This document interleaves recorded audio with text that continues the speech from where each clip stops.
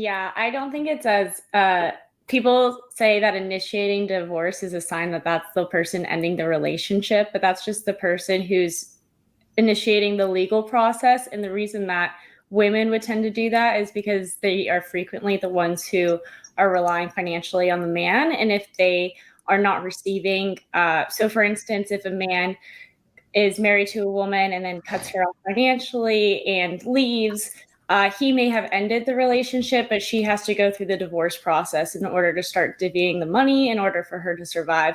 So that's a very frequent reason. And yeah. Okay, solid. Andrew, you're up next, my man. Yeah, the reason that you have such a high divorce rate in the West is due to no-fault divorce. It's a massive problem. And the reason that no-fault divorce was implemented to begin with is because of feminism and egalitarianism, which is completely and totally the wrong way to go about life. It's completely false. It's faux in every direction. There is no such thing as egalitarianism. It's made up tripe, and it's been pushed by a feminist agenda for roughly 200 years. And that's why you see such a high rate of divorce is due to no fault. And we know this because we can go back before no fault and we can compare. And you can see the distinction is massive. So I think that you should have merit-based divorce and that irreconcilable differences aren't good enough. And I also think that secularists probably shouldn't get married at all because it's for the religious and it has nothing to do with them. What the hell do they need to get married for to begin with? So that's nice. it. All right, Nina, I like the whole non-religious people shouldn't get married part. I wholeheartedly agree with that. Nina, you're up next. There's a lot in that sentence that needs to be addressed later, but just in general, divorce is really complicated. It comes from a lot of different factors on both sides, of course. I think that a lot of factors specifically with women typically come from like having more of like a social network that you can rely on, actually being willing to take those steps, instead of a lot of dudes, I think, are just kind of like, even if they're unhappy, they just kind of like stick it out in terms of like,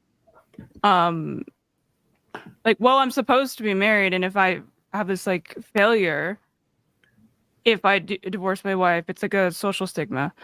Well, obviously that goes on both sides, but I think it does hit differently for dudes who are not willing to like, generally, they're kind of pussies sometimes when it comes to actually taking that step. They'll just be like, whatever, I guess I'll just die. I think the no fault divorce thing is really fucking stupid.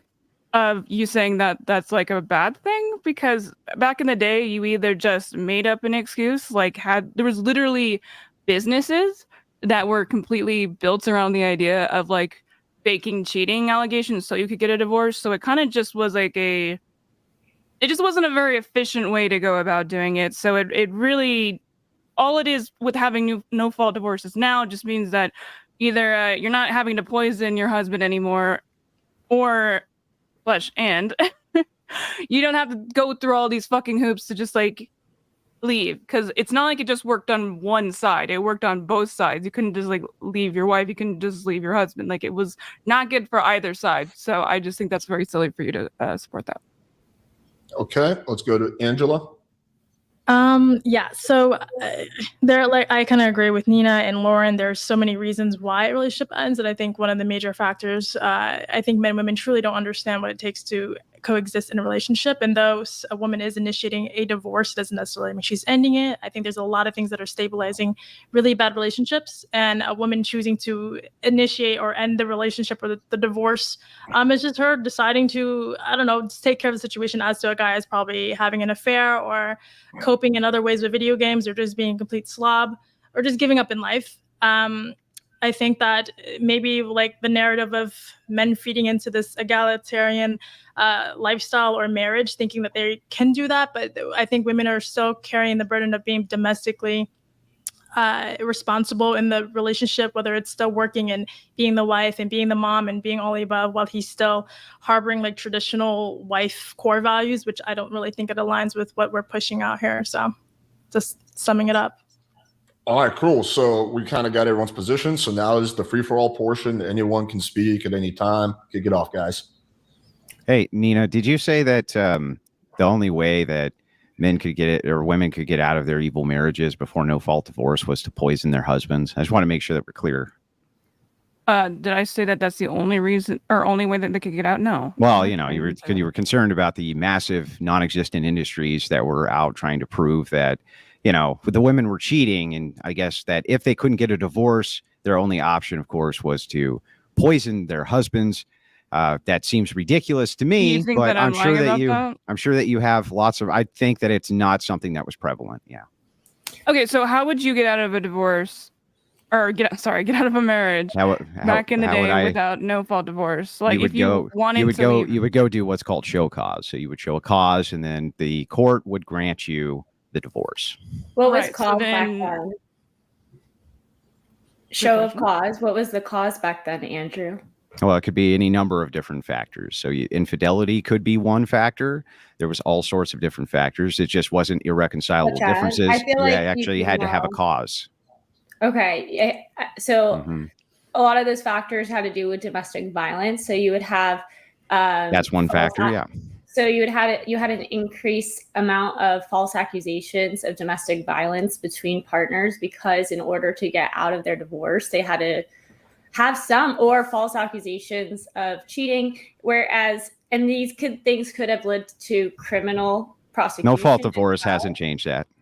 No-fault divorce hasn't changed the ridiculous allegations of cheating. It hasn't changed any of the ridiculous allegations that are levied at people. So the thing is that just saying that there were some isolated cases where they would make these bold claims of lies doesn't mean anything. It's like, first of all, the overwhelming amount of divorces right now are due to irreconcilable differences, not due to any other factor. So I don't assume that's something because we have polling data. We have polling data. We have polling data. No, we don't. Yes, we do. So what we have is data that shows that people are filing no-fault divorces. However, you could file for a no-fault divorce, which is much easier than filing for a at-fault divorce and having to show cause, as you talked about earlier. So even if you do have just cause for a show of cause divorce, you would typically just go for a no-fault divorce. So your data is. What does that have to do with anything? That literally has nothing to do with what I'm talking about. So I'm making a comparison and saying that why do you think that people who say now, men and women now, the women are saying we have irreconcilable differences and that's why we're getting divorced? So because it's easier. Hang on, let me finish. Let me finish. Cheats on me, or I cheat on my husband. Lauren, calm down. Let me finish my point, and I'll let you talk. So you have to make the case then that before the irreconcilable differences, that people were getting divorced before this under some false pretense, which I don't think that they were. I think that they were getting divorced under the pretense of show cause, which they were supposed to be getting divorced under, right? You did something wrong. You did something which was outside of your marital vows. Because remember, you are taking a vow. Do you remember that part, Lauren? If we were to get married, part of our vows would be you would never tell me to calm down again. But we would never get married. I'm happily married. I'm glad that. All right, you shouldn't make that possibly leave her. But anyway, you should have made that a part of your vows. Don't tell women to calm down. It doesn't help in getting women to calm down. Oh no! What are you gonna do? Freak out? Oh, that's terrible. But anyway, back to where I was at before I was so rudely interrupted by you, Lauren. I'd like to note that you still haven't actually given me anything here. So what I'm asking you specifically is, what is the problem with no-fault divorce other than you want to get a divorce because you just don't like your husband anymore? The reason that I have to issue with no-fault divorce is because you have to make, in order to get a divorce, you have to make some sort of an accusation. So you have to either accuse your husband of cheating on you or of hitting you or of doing something. And a lot of this times this would lead to criminal proceedings. So if you feel drastically stuck, it puts you in a very hard, difficult position if you really need to leave.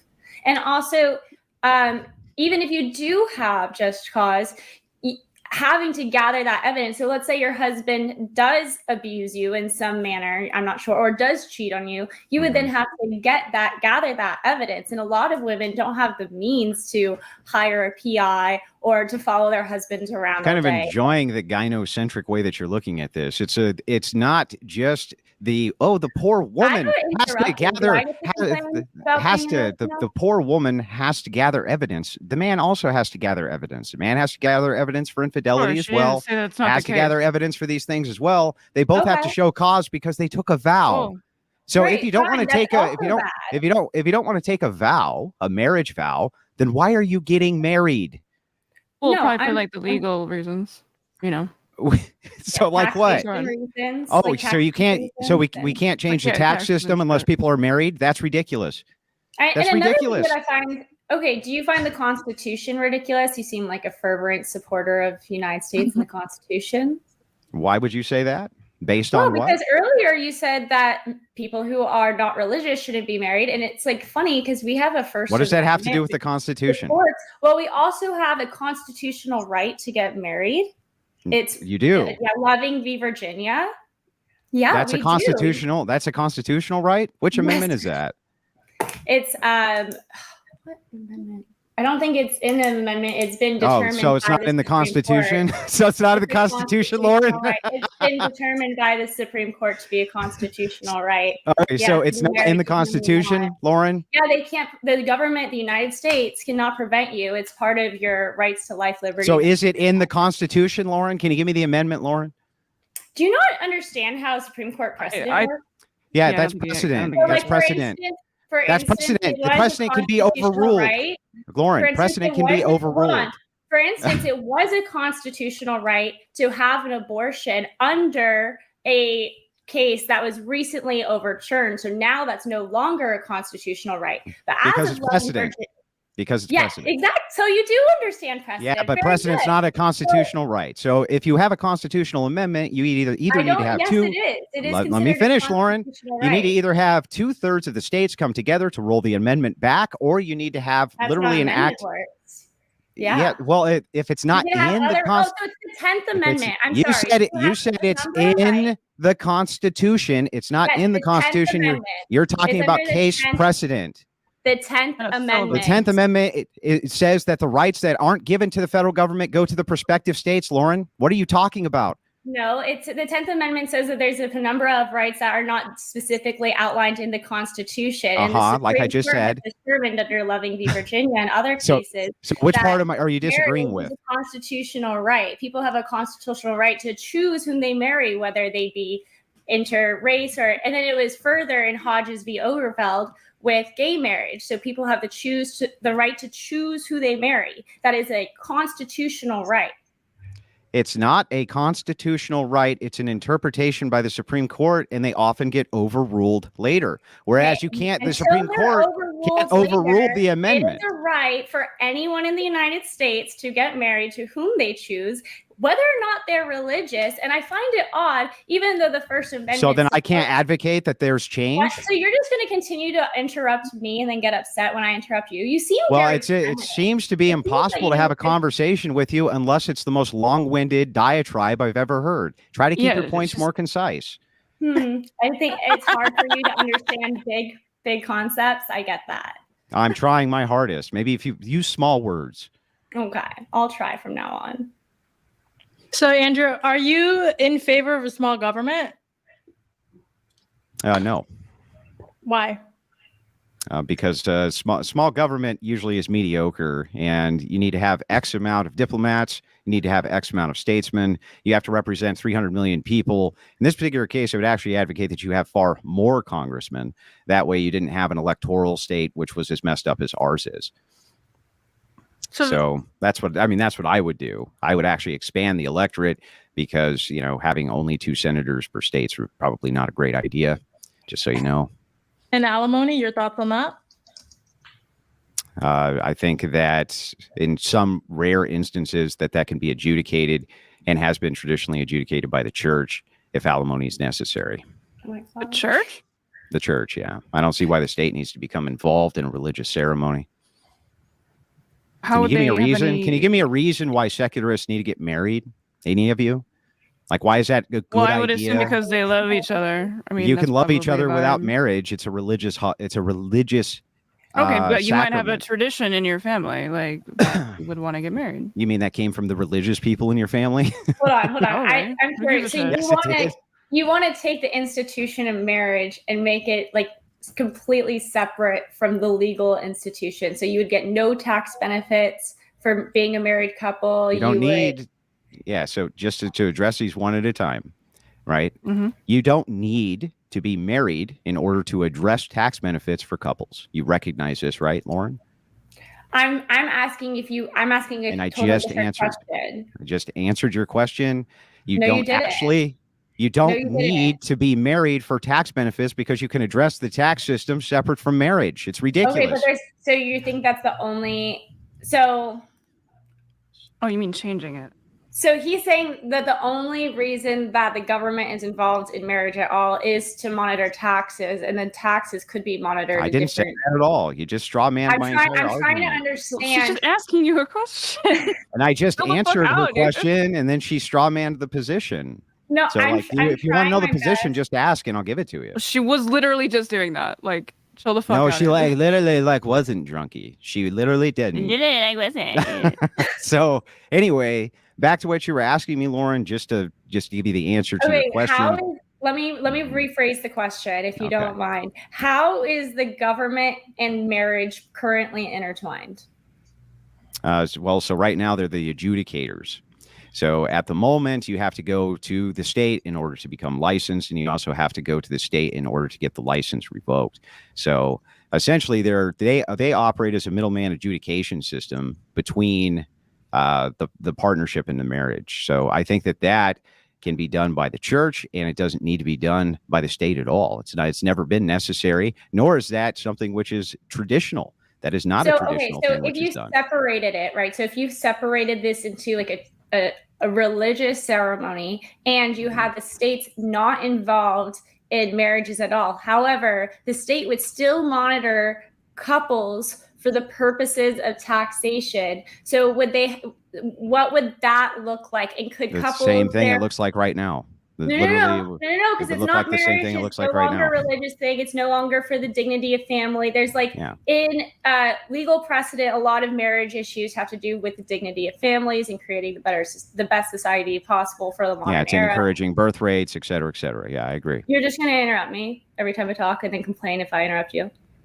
Okay, well, give me the How does signal this when you're work? done, because it sounds like you're winding down. So It's I'm just when trying I'm to answer not your question. talking. That's when I'm talking. Let's see if that ever happens, but go ahead. I could see why you complain about no fault divorces. I could see you wanting to grasp onto your wife as best as you can. I could see that she's probably running the Oh, fuck out. great. What a swell argument. Are you going to get to an argument? Because I'm still waiting for one. Dude, I lost I'm sure you did. Go ahead. Say what you were going to say, because you wanted to interrupt me so much. Well, wait a second. You're saying that just a minor interruption, you derailed your entire train of You thought? guys are both doing the same Come thing on. right now. Just get to your points, both of you, for the love of God. You get to your point, Andrew. My point is that you don't need to have the state involved in marriage at all. Okay. So Mhm. So how is that system going to work? So now the state is not involved in marriages, but however, you say the state is still involved in couples being taxed differently than single people. So then couples will also want to be triples for tax purposes, maybe business partners, and then also maybe father and daughter maybe would want for tax purposes to live together. So will that be allowed by the state? Does this change things? Because it's no longer a sexual family dynamic. So I'm curious as how this is now going to work in your new society. And also So here, I'll answer. Okay, sorry. Go ahead. I thought you were done talking. My bad. Go ahead. You got the floor. I'll let you answer that. Okay, so first of all you're talking about here is changing one position, which is that the government itself no longer issues marriage licenses. They don't need to do it. For the purposes of taxation, they still are going to track who's cohabitating. They've always tracked who's cohabitating. We have the U.S. Census, which is great at doing this. You have Social Security numbers for your job. And if you want to have tax benefits and tax breaks and things like that, you could maybe engage in what's called a civil union. There's states which have had those for an awful long time, and you can do that. That's how homosexuals used to be able to get married, is through a civil union. They would get all of the same protections of a marriage without it being the actual sacrament of marriage. And then if you want to have no-fault divorce for your secular marriages, fine. But I think that you should probably push for some kind of sacrament or some kind of value to marriage if you want people to remain married. I can demonstrate this by the fact that religious people get divorced less, yet they seem to be happier in their marriages. Do you know the legal distinctions between a civil union and a marriage? I couldn't hear you. Say that again. Do you know the legal distinctions between a civil union and a marriage? Depends on the state. Okay, but for instance, when a spouse dies in a civil union, do they receive the estate or part of the estate, especially in a homestead state like Florida? I mean, let's assume for a second none of them could. You, as the secularist who introduced civil unions instead of marriage, could easily ratify that for whatever secular framework that you wanted. So whatever non-religious framework that you wanted to add in and call it a civil union, another than religious union, you could add in whatever the hell you wanted. So this is essentially marriage, but with a different terminology. Whatever you want to call it. We wouldn't recognize it as marriage. We would recognize you as like people. Why don't churches just have their own ceremony that they don't recognize the state? They do. The state doesn't recognize that ceremony. Don't Catholics not recognize the state divorce anyway? So they already do this. So I'm going to explain this so that you understand. The state itself does not recognize religious marriage by itself. So the state itself still has to issue a license, and you are still subject to the state for the purposes of you being able to get divorced. You understand the distinction there? Well, there's a huge distinction. Not religiously, because if you're Catholic, the priest still won't sanctify your divorce, so you won't be considered divorced. And I know this because my dad's Catholic, and there was issue with my grandma with divorce, whatever, and her Catholics partner. Are really weird about that stuff. I agree. So even though her partner wanted a divorce from his wife to marry my grandma, he couldn't. He had to wait for her to die in order to marry my grandma, even though he was legally divorced, because the church wouldn't recognize it. So that's already your dream world already exists. No, it doesn't. So first of all, the Catholic Church has a different the Catholic Church of marriage than the state. Stop. You're missing the point. But the church did it. You're missing the point. The enforcement arm's not the church. The enforcement arm is still the state. So he still had to go. Stop and let me finish. He still had to go and get divorced by the state, right? I mean, if it was just religious. Answer my question. Did he have to go to the state and get divorced? No, because he had to wait for his wife to die, right? Were you just got them saying that he got divorced, but he couldn't still leave the marriage because the Catholic Church wouldn't let him, right? Right. So now you're asking. Okay, so then he did have to go to the state, and the state did have to give him a divorce. Way he had to wait for his wife to die. Because he was adhering to his religious institution, but he still had to go to the state, Lauren, to get a divorce, Lauren. You just said he did. If he wanted to separate the state ties of his marriage, which is what the state would be regulating in this civil union system that you're setting up anyway. No, the state wouldn't be regulating anything with religious marriage. Why would they be regulating it? So now you want the church to dictate the separation, which would be the cause of these civil unions, which would I want the church to it. If you're going to do a sacramental, when I'm asking a question, I'm answering your question. Yes. The answer is yes. I want the church to adjudicate that. Have you heard of the separation of church and state? Have you heard of this concept before? This would separate the church and state. What are you talking about? Wait, hold on. I think we're going in circles a little bit here. I just want to try and keep us back on track. So I guess I'm not necessarily cutting anyone off here, but like, Andrew, like, if you can already get married via the church without being legally binding currently, then what are you complaining about? Why did you get married for a legal purpose? Which I assume you did. I'm not sure your particular situation. Like, if you're saying that you could just do a ceremony with the church, right? That's what you're wanting. Yes?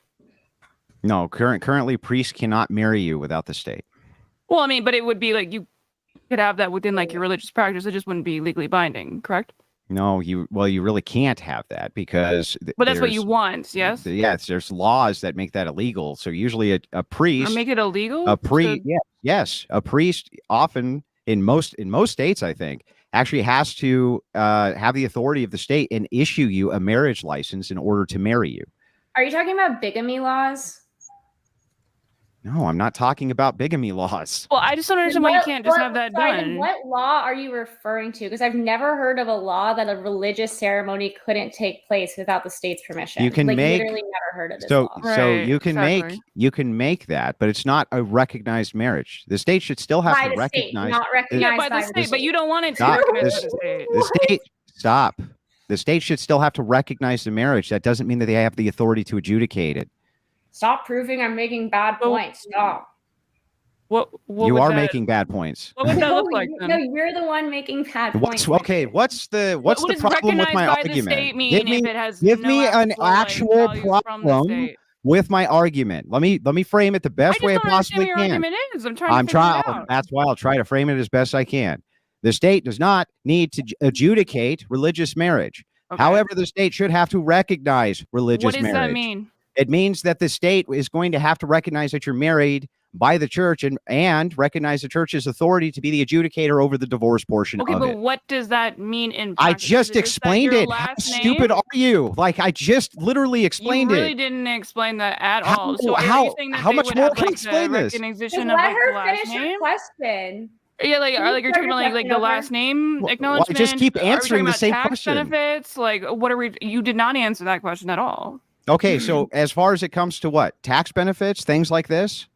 Yeah. Is that what you mean when you say Perfect recognize? Yeah, Yes, that well, is what I'm asking. whatever the benefits are that the state's going to offer up or whatever. Yes, it needs to So be you a want the church recognized to marriage. be involved in adjudication of Mhm. state issues involving Well, it's not taxes. it's not just a state It is- issue. The state the is a tax composition court of people. Sure, it's Stop. both exactly, Stop. but it The is state's still... a composition of people, Lauren.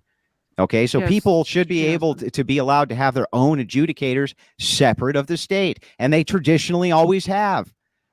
So I don't know what you're talking Traditionally about. Always have since what Uh-huh. time period?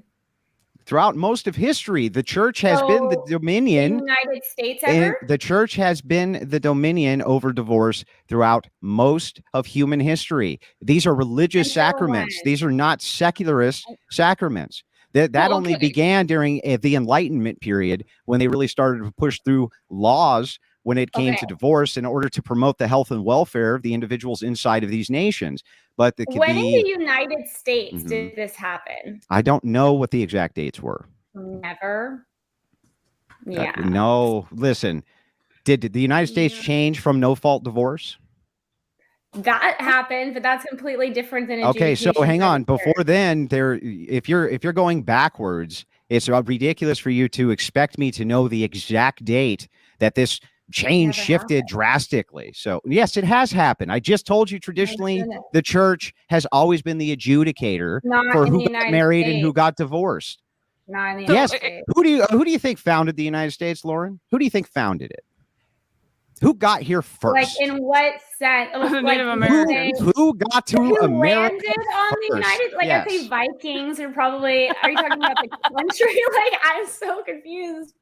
It's like when In the someone United- asks me the where I'm United from, States, like, I'm the from United States California, had but the my United States had parents are, Puritans. like- Lauren, the United States had Puritans who got here, Puritan Christians. Okay, Mhm. they were not appealing to the state because the church was the state.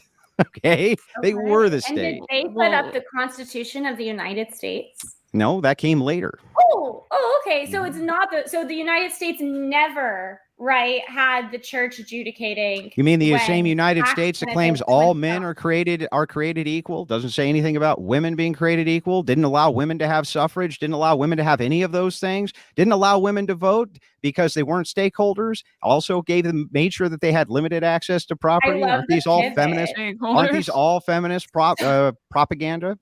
What a Hey, pivot. you So just That saying, is right? your overall Okay, argument. what? You're asking me to Andrew. give you a precision date for something. I don't know that off the no, top it of my head. never happened. You're doing a I'm really good telling job you, of not there's advocating. never a What? Tell me period in what United never States happened. Let's make history- sure. There's What? never a period in United States history when the church was adjudicating marriages for the purposes of taxation or any other legal benefits. Well, no, that's not true. The entire 1700s, the state had limited involvement in marriage. What are you talking about? The Okay, so What there is was no Protestant- tax various benefit. Protestant sects. There wasn't hardly any taxes in the 1700s, Lauren. I'm Like, what are sorry. you- Do what are you you know talking what the Revolutionary War was paid or was done over? What are you talking about? Oh my God. How dumb are you? What does that have to do with anything? Well, I'm asking you. Do you know why the Revolutionary War was started? I know what the propagandists said in the Revolutionary War. Okay, The United so what States do you think it was? propagandists.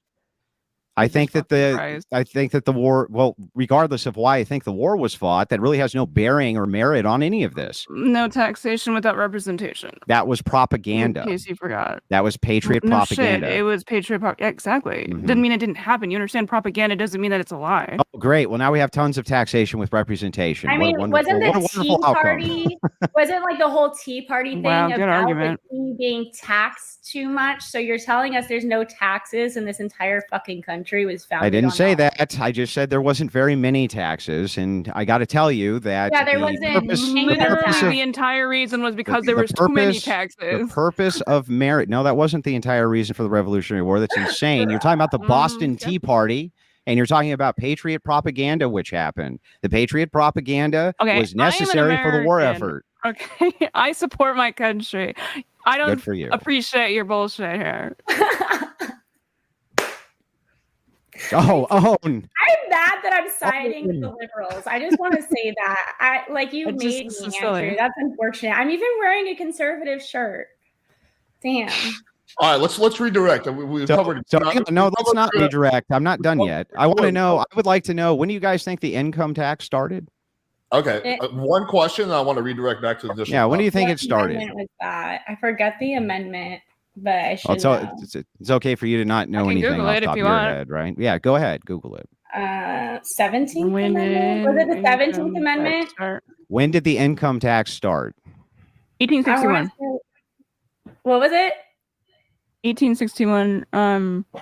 No. Civil War prompted the first American income tax in 1861. Yeah, okay, that was for the war effort. But the actual income tax that you have now, right, that started in the 1900s, just so you understand. The 1900s.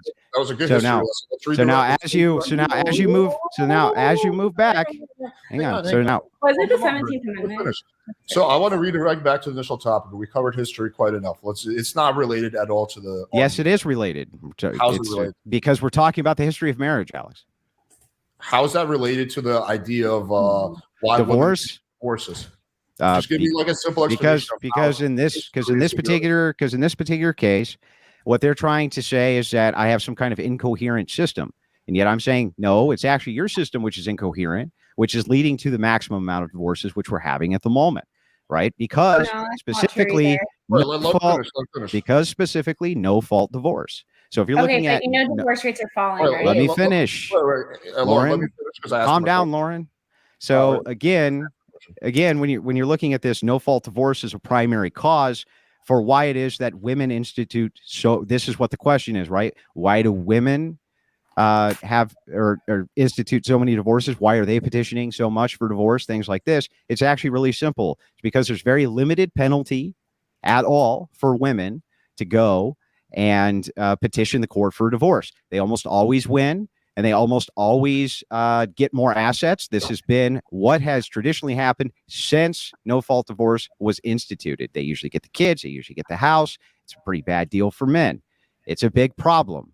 That's why we got into all these other things. Okay, let's just try to keep it on track with, you want to talk about the history of divorce or whatever, that's fine. But let's not get into like fucking income taxes and whatnot and like why the revolution happened. Like that's not really quite related. But yeah, sure. Did you know, fun fact, US divorce rates hit an all-time 50-year low?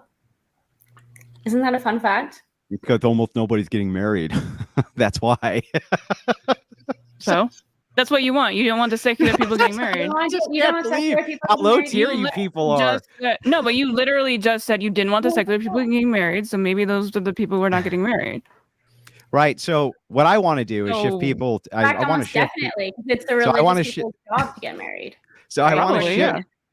So here's what you are seeing, though. You are seeing religious people stay married longer. They're happier longer. The more religious they are, the less likely they are to be divorced, the less likely a woman is to institute a divorce, all those great things. That's why I want to see more people move towards religion as a grounding for why they get married in the first place as a sacrament, so they take it seriously, instead of secularists who make vows and then go, but I didn't like Johnny anymore because Johnny got fat, so I decided to go bang the neighbor, right? And then they go, well, there's no fault divorce. There's very little penalty for them. And so they instituted divorce. They pushed the divorce.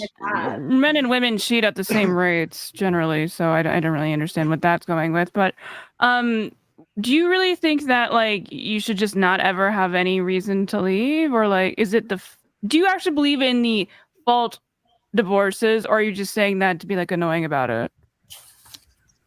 Or do you believe that nobody should ever be divorced? I don't know what your position is on this. Do you think Steven Crowder's wife should have been allowed to divorce him? Great question. If you have a show cause for abuse, actual physical abuse, or you have a show cause for infidelity or abandonment, not emotional abuse, or abandonment, right? I think that those are all good causes. When you're talking about things like emotional abuse, try to remember what your vows are. Through better, through worse. Sometimes in marriage, you're going to have years, not months, not weeks, but years that might be really rough.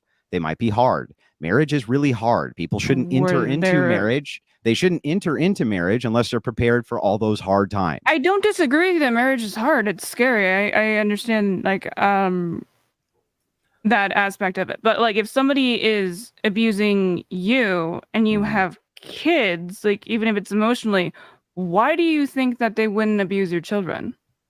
And on second question, I'll let you finish, or I'll let you answer in a second. But let me just finish my question real quick. Would you think that it is okay to leave a marriage if your partner, whether it is, man, wife, whatever,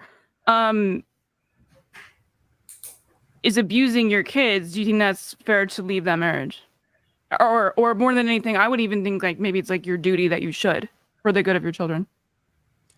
If your partner is abusing your children, should you be able to leave them? Is that what you're asking? I was a two-parter, basically saying like if somebody is going to just do one part at a time. Okay, that's fair. We'll start with the first part. If somebody is going to abuse you, like emotionally or physically, why do you think that they wouldn't? I'm saying both. But I'm not saying both. Do you think that they're not going? Well, I need to clarify. Okay. Would you not think that they would do that to your children? If you have a spouse who's physically abusive, I think that physically they probably or would. Emotionally. Yeah. Well, the problem with emotional abuse is that it's highly subjective, and I don't know exactly what it means. So I know what physical abuse means, and I think that all of us would agree with what physical abuse is. Well, you think like gaslighting would be like a stop. Let me answer. Go ahead. Okay, I think all of us would agree what physical abuse is. I think all of us would agree what infidelity is. I think all of us would agree what abandonment is. Not sure all of us would agree on what emotional abuse is. Okay, well, I guess I'll like try and clarify then. It's something like somebody who's gaslighting you constantly, or like, I mean, like you saw the Steven Crowder stuff, right? Like, do you think that what he was doing to her was not emotionally abusive? Maybe. So what?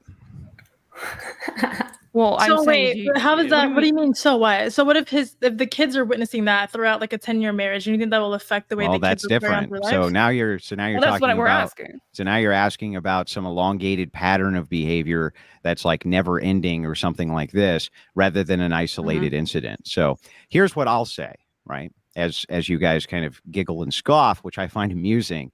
All of you, every single one of you, have been mean to a man, right? Or have had men be mean to you. Every single one of you have had engagements with men, especially whoever you're dating or something like this. I'm sure we all have. Where the guy's been a shithead or you've been a shithead to the guy. But that didn't mean that you broke up the relationship over that. A marriage is something that's should be much more difficult to break up than just some relationship you have with a boyfriend. And the thing is that human. Hang on. Let me finish, and I'll turn it over. I promise. But emotionally, if you're talking about emotional abuse, I think that that's really difficult for us to agree on what that's going to be, because I think a person could maybe even emotionally abuse you for 3 or 4 years and then stop doing it. Marriage is work, or whatever you consider to be emotional abuse, or you them. Marriage is work. Relationships are work. Relationship dynamics are work. Now, let me ask you this. Before you guys ask me another question, who here besides me is married? Raise your hand. Oh, wow. You've researched us. Oh, you're married, Angela? Yeah. Why are you lying, Angela? Just curious. No. Why would I lie? What do I gain from lying? I don't Are know. you I'm just accusing curious. her of lying because she's a woman? I like She my is green card, married. guys. She's I gotta married. like my green card. Leave me alone. Mhm. Yes, I am married. And you're not going through a divorce?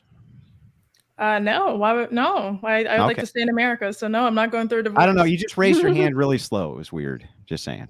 Well, I didn't know there was like a follow through question, and I was like, all right, what's going on? Well, here? I'm just But yeah. saying, like, before you guys are so quick to say anything about what's emotional abuse or what isn't, maybe Well, you should have to have a be marriage. married to know which one is Angela, what. he's But a my border problem agent. with what we're talking about is like I understand what you're saying, but if you're married and then maybe you're comparing it to like a modern marriage where people get married within like the first 2 years of meeting, but like if you've been with someone long enough and you're saying that this behavior will slowly go away, if the behavior goes away, whether somebody's just ignoring the situation, it's only going to get worse. But I don't see how a guy can be emotionally abusive and then just slowly not be emotionally abusive anymore. I don't see like how like if you're in a relationship with somebody, What's I don't emotional? So let's start with this then. If it's going to be pedantic, tell me what you think emotional abuse is. She gave an example of gaslighting. I would say depriving of funds. I would say Why is depriving of funds emotional abuse? so. For instance, I know somebody who her husband would go out on trips. I don't care about an anecdote. I care about the argument. Why would depriving somebody? Anecdotes are not an argument. Give me an argument. It's an argument. It's an example. You asked for an example. I didn't ask. I asked specifically for an argument. So what I want to know. I'm going to answer the way that I was going to answer. What I want to know specifically is an argument for why it is that deprivation of funds is emotional abuse. Okay, I'm going to give you an example, of course, of how deprivation of funds is emotional abuse. I know someone whose husband would go on trips, and even though they had a newborn baby and she was in college, he would cut off their credit card when he would go on trips. And he wouldn't tell her how long, and sometimes it would be days, sometimes it would be months. She would not know. And so she would just have to survive on the food in her closet, like food that she had in her pantry. Eventually, she would have to go to her mom and ask for food. It was emotionally abusive. Okay, well, I know a couple, and what they do is he deprives her of money because he thinks that she spends. Hang on, no, you hold on. I just went through your whole diatribe. Answer your question. Just went through your entire. No, it doesn't. I'm giving you a counter example of how it doesn't. So I know everybody in the exact same type of situation, the exact same type of way. Just the opposite is true. Refute it. Okay. Give me a refutation. Well, what do you ask? So the deprivation of funds and whatever my anecdotal scenario is good.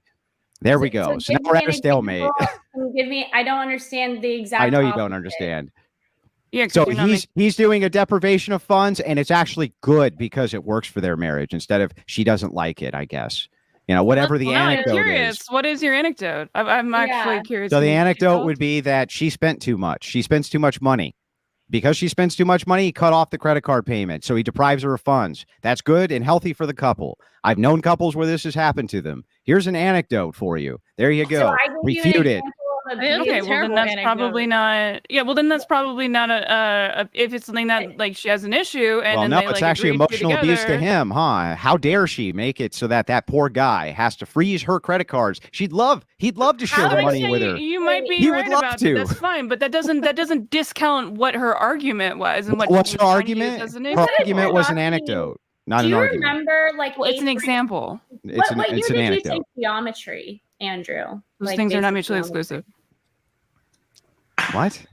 I'm wondering what year you took basic What the geometry. fuck does that have to do with the price of tea and the Boston Tea Party? Geometry is... Yeah. I struggle with logic structures because of geometry. Well, not because... It's not geometry's fault. Okay, Lauren, let me ask you a question. There's 3 laws of logic. Can you name them for me? What do you mean 3 laws of logic? So are you saying, like, for instance, if A, then B... Yeah, the 3 laws. 3 laws of logic. There's only 3. Can you name even one of them? Yeah, it's like if A, then B, if... Oh.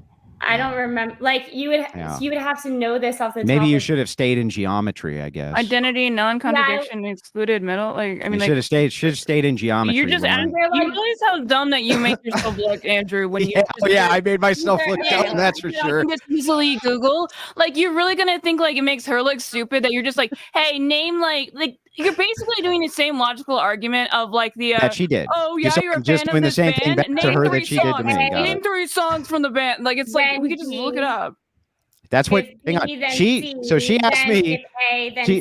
So she asked me when did you fail geometry for your logical argumentation structure? Okay, so I got a perfect score in geometry. I went on to get a perfect score on the ACT math. I went on to get a perfect score in the GRE math, and then I went on to be a math major. What does geometry have to do with the logical structure, Lauren? There's logical structures that you seem to be failing. So, for instance, when I gave the anecdotal example of how deprivation of funds can be, and this is actually one of the logic structures you were just talking about. So maybe you know them off the top of your head, but you don't know how to apply them, which seems to be an issue for you. If I give an example of how deprivation of funds can be abuse, you giving an example of how deprivation of funds could not be abuse is not discrediting the fact that my example was still right. Both are non sequiturs, Lauren.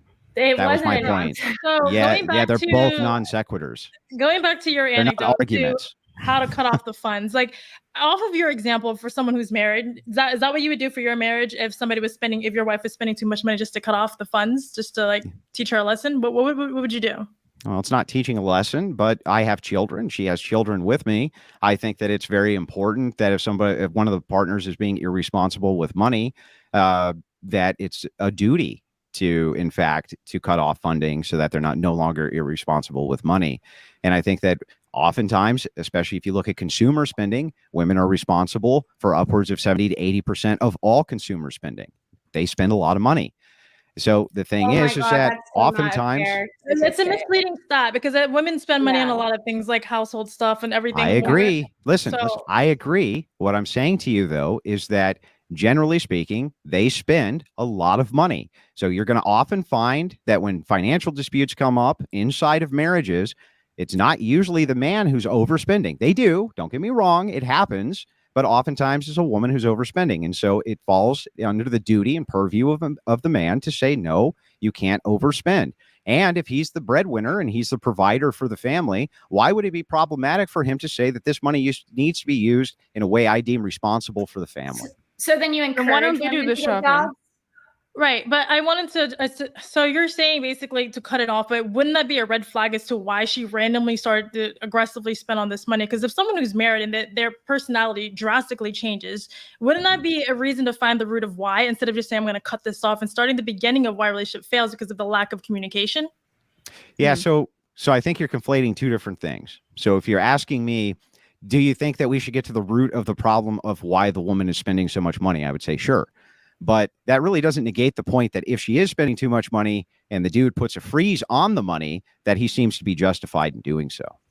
I don't think it's justified because you're not necessarily stopping the situation. You're just putting it on pause. And it's only going to find other ways in the relationship. Well, it's both and is what I'm saying, Angela. It's both and. So you can put a stop on it while you get to the root of the problem. But I was going off of your example, and it just seemed like you didn't really. My example is both and. You can do both things at one time. You don't have to do one or the other. You can do both, and then you can do the other thing as well. So again, marriage is work. If you're going to be working on your marriage, you have to freeze the funds. Obviously, you're going to be working with your wife on why it is that she needs to be spending this money in the correct manner, this type of thing. I think that's totally reasonable. That doesn't change the fact that depriving funds can, maybe not always, but can be a form of emotional abuse. And you asked what other forms of emotional abuse are there other than gaslighting. I gave an example of how depriving funds can be emotional abuse. And so now I'm asking, you're saying that only the church should be allowed to determine whether or not that's emotional abuse and that shouldn't be adjudicated by the court. Can holding out on sex be emotional abuse? Yes. Yes. Yeah, okay. So can basically everything be emotional abuse just depending on the subjective interpretation of one partner? Isn't that really what's true? That everything under the sun could be why court systems and part of legislation when they decided to make no fault divorce available was because so much of this court system was wrapped up in determining these subjective arguments of he said, she said in the first place. Well, no, not just that, but there was also a push from a feminist arm in the United States, Have you read? especially under the Reagan administration. Yes, I've read. You should also read a book called Occult Feminism. You didn't It was even know written what I by was my gonna say. wife, and it'll go over all of this, just so you know. And yes, that Okay. was a shameless plug. Sponsored. Have you read We the love justifications that legislators have made for the reason in which they have implemented no-fault divorces in their state, and why other legislators in their various states have still kept some sort of at-fault divorce available for those who want it? Covenant marriages. Those justification for no-fault divorce is not even recent. So there you'll find justifications throughout feminist literature going What? back all the way Not to what the I early. Listen, I'm answering your question. No, you're not. Yes, I am. Let me finish. You'll find justification literature going back all the way to the 1800s for an attempt to push no-fault divorce, or being able to get divorced for no reason at all because you want to. It's part of the women's liberation movement. They've been pushing for this forever. Under Reagan, there was all sorts of different justifications which were pushed for it. But here's the thing. Reagan started in California by doing this, and then he made it nationwide. It was a huge mistake. How did civilization survive, Lauren, pre-Reagan instituting no-fault divorce? How? I mean, why didn't everything just blow up? Okay, so I love how you pivot from answering my question and give me another question, but I'm just going to repeat my question. It's like the most thorough way I could have answered it. What the legislators wrote. Which legislator? There's various legislators. Yeah, give me one name. You don't know one name. You asked me a question. If I've read, you like that band? Name three songs. So under the footnotes of give me one name. Oh, just let her answer the. Just answer mine. Give me a name, and then I can answer the question. You don't know the name. Why is she even asking me the question? I'll be the researcher. Which Supreme Court justice wrote that? I couldn't give you the name. I've read Loving v. Virginia. I couldn't give you the name of the Supreme. Do you know the Supreme Court justice who wrote have I read the justifications of the people whose names you don't know? This is big brain stuff, Lauren. I'm asking under the footnotes of all of these laws, for instance, the creation of the covenant law. You could look up why a legislator wrote that into the law, and they give their rationale. And I'm asking. That's nice of them. No, I haven't read everything that everybody's ever written, Lauren. Yes. Yeah. Then why are you expecting her to have done the Because because if she applies the standard to me of have you read X, but she can't even tell me the person whose name I should know. It doesn't matter. Nina, you're just you're the type of person who thinks that you have to know every little aspect of philosophy to understand the actual concepts. If you ask me question X, Nina, if you ask me a question, have you read what was your question? X person has said, and I say what's X person's name, and you say I don't know, your credibility goes to zero. No, that's because people forget names. That's very silly. That's very silly. There's plenty of things that I've read that I don't know the author's name. And if you haven't read a lot of things without knowing the author's name, I'd be curious how much you've read in your life, which appears to be books. What exactly was your question? You know what? I will Google it. I will Google it for you, my guy. If you don't know the name either, I don't know. I will Google it for you. What was your question when that you were getting all pissed off and trying to pivot and distract from her line of thought to answer? You don't remember the question that you're going to Google? You want me to repeat the question? I was looking up something else. By all means. Okay, so the legislators who wrote, for instance, Georgia. Does Georgia have covenant divorces? Okay. I don't know. The various states in which have covenant divorces, they typically write a treatise as to why they created a covenant divorce, or why they got rid, or why they changed the legislature. I'm wondering if you've read any of these treatises. No.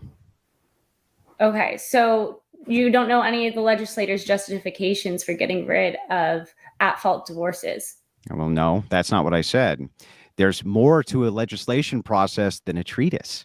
So there's all sorts of political justifications which are done on the national and localized level by several different authors. Oftentimes, legislation like this is not even drafted by the person who writes it. It's drafted by external parties, Lauren. So no, I may have read quite a bit on it, but that doesn't mean I've read an example of a treatise directly. So, okay, if you've read quite a bit on it, can you please give us some of the reasons and why these legislators chose to get rid of at-fault divorces? Where? And which legislature? Let's just say New York. Okay. And which legislature? Under who? Who introduced the legislation? I'm asking you why. And I'm just asking you to give me the answer so that I can answer your question. I don't. You don't know which specific legislature. Yeah, so don't ask me stupid questions, Lauren. Stop asking stupid questions, Lauren. Definitely comes off like you know what you're talking about. You're not just definitely, Andrew. I'm asking you a broad question. And yeah, I get it. You're asking me to pin it down to a specific person. I'm asking you, what is the rationale legislators gave for getting rid of at-fault divorces? Where and which legislature, Lauren? Why not New York? New York, for example. Okay, which legislator? Literally any of them. You're saying that you've read some of these decisions and it's a more broad thing, it's more general, and there's these public, it wasn't just... Are you asking me if I know? So I just want to make sure I get this right.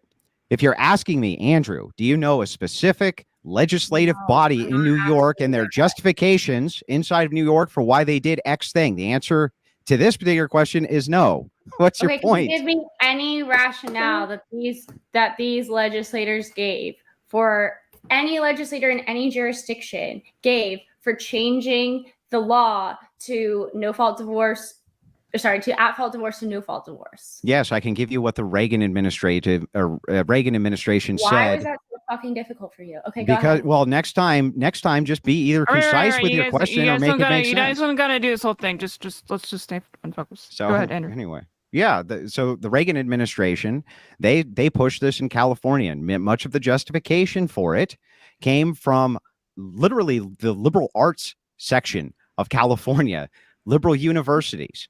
And what they were pushing at the time was that women were subject to all sorts of different types of abuses, and that the patriarchal system in which they were living under were oppressive to them.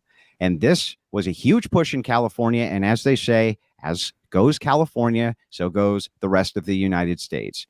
So yes, those were many of the justifications which were given at the time for why it was that we needed no-fault divorce. But there's other far more specific examples going even further back in history, as feminists have been pushing this for a long time.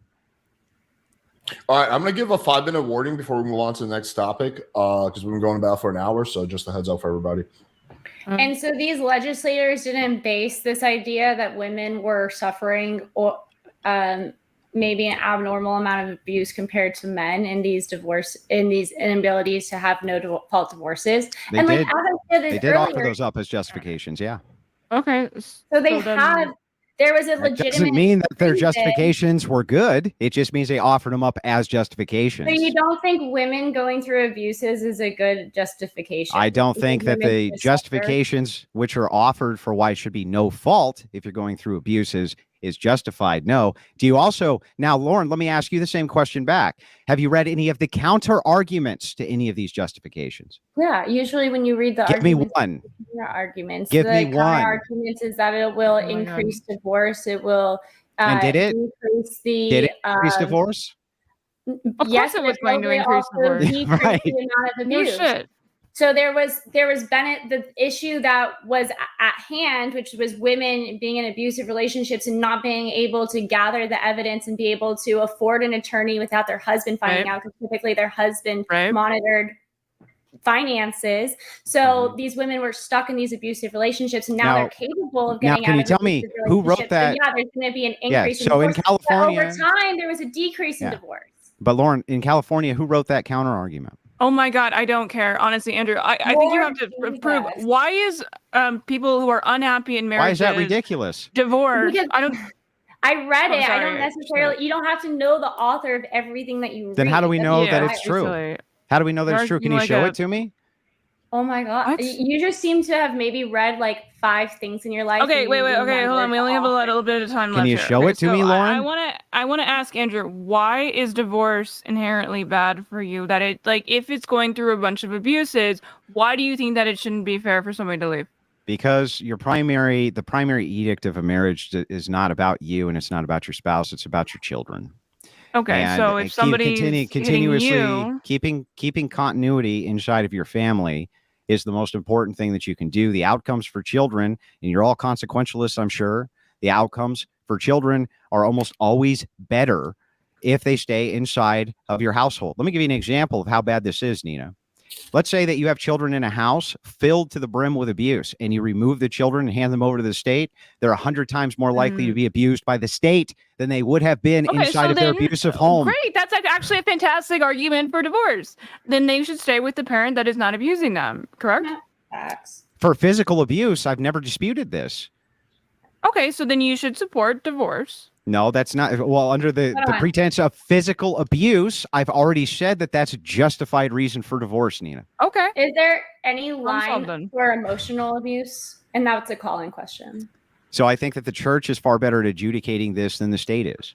So there isn't a line, but there is a line. Famously not bad at abuse. I love that. That is famously not ridiculous. Bad at, the state is who's famously not bad. Come on, Nina. The state is awful well, if we're when it comes to adjudication. Then yeah, absolutely. No, Democrats too. Having abuse, now let me explain the rationale. Let's trust the fucking Catholic I'll explain. No, I wouldn't trust the Catholic Church, but let me explain the rationale so that you understand. I'm going to explain the rationale for why it is that the church would be better at adjudicating this than the state. The church would be better because you're part of the church. Because you're a part of the church's congregation, they know you. Your priest knows you. This is a community which knows you. They have intricate knowledge of your intricate details. Whereas a judge, and especially a state judge or a state appointed judge, they know very little about you. Very little. Exactly, they're impartial. Very little. They're not impartial. If they were impartial, then they wouldn't be giving women everything in divorces. What? They don't give women everything in divorce. Yeah, they have traditionally. You are so afraid of your wife leaving you. I think it's very hilarious. So once again, first of all, you can't have this church adjudicate things that are interwoven with the state, because you can't have the church adjudicate. Like it's just unconstitutional. I'm sorry. And you seem to care about the Constitution. I think you do. Not, I don't know. I can't really tell with you. Is there any line for emotional abuse? Is there a line? Because you consider emotional abuse can be anything at any time and dependent upon subjective. Yes or no question, actually.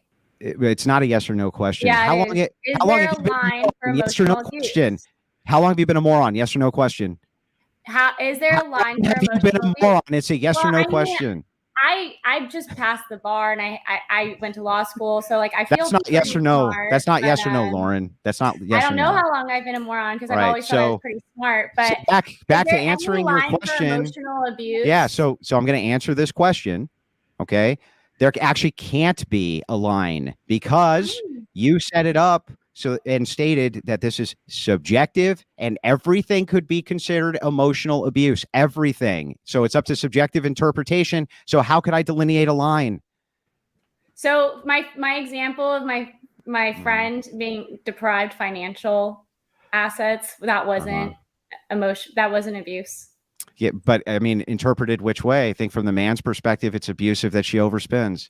She didn't spend well, on in the anything. case of your anecdote, all I have to do is offer up a counter anecdote where it was good, and then suddenly it's not emotional abuse because it's a subjective interpretation. Do you understand that?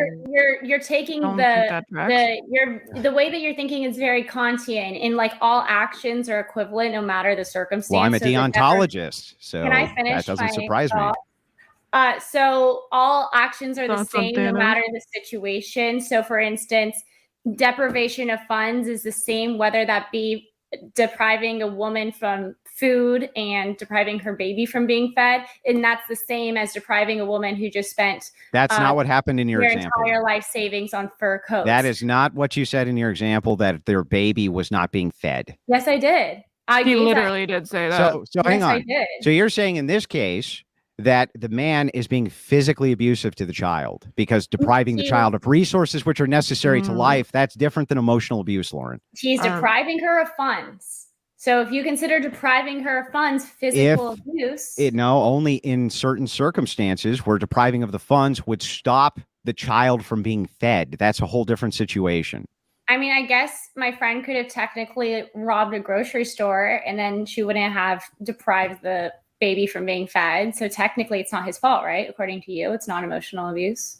he could just get it. That would be physical abuse. You have a duty. You have an ethical duty to feed your children. And if you deprive your children of having food, that's an entirely different thing. But here's the thing. Let me ask you this. I just want to know. So you're saying that your friend, and you're willing to state this on camera, that your friend's husband was purposely starving their child because you wanted to teach this woman a lesson. Because he's an asshole. Oh, no, he's I have a feeling. There's no more to the possible story. way he could have been. Of course, there's more to this story. She's not going to air out their entire laundry. The story. Like, ridiculous. She was my friend, and she had a husband, and her husband would deprive her and her baby fucking funds. Yeah, well, if the deprivation means no food, then that's different. While she was in college, and he was the one working. Yeah, what's up, Angela? Yeah. Okay. So let's just bring this back because I Lauren, love you, but it's anecdotal. I don't think anyone gets married and just becomes an asshole. I think these things turn into unless you married an asshole, ignore the red flags. She married an asshole. And so that's her problem, and it's unfortunate. So I want to bring it back to Andrew. I don't think people should marry. Yeah, she was just trying to use this as an example.